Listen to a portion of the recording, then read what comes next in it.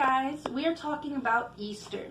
Now last week we talked about bunnies and we talked about ducks, but we're going to talk about why we celebrate Easter. And it's about Jesus. And we've read a lot of stories about Jesus. We've read about the miracles he did, the people he healed.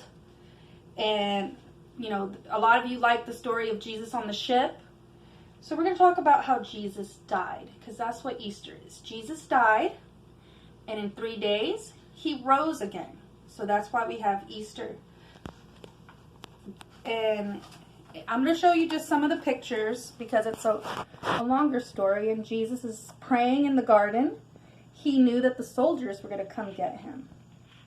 Now, Jesus didn't fight with the soldiers. He went with them because he knew that they were coming. And it says, you see, it was time for Jesus to die. God had planned it long ago.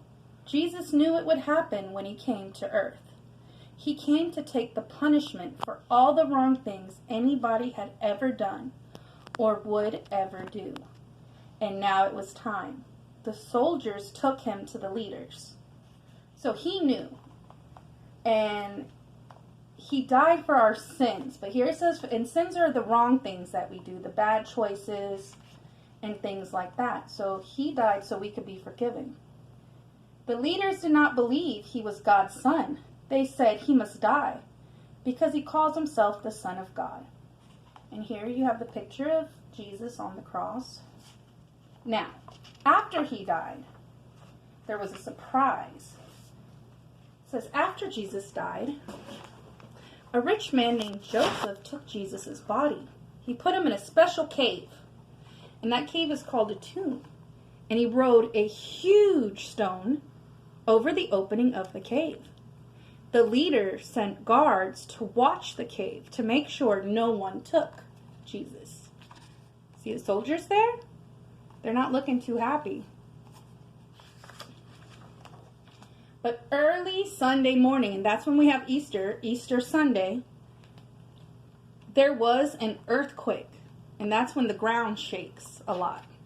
An angel came from heaven and he rolled the stone away. When the guards saw him, they shook with fear and fell down. One of Jesus' friends named Mary came to the cave early that morning. She saw the stone was not in front of it. So she went in. She saw the angel there.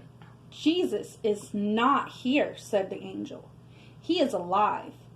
Go tell his friends that they will get to see him again.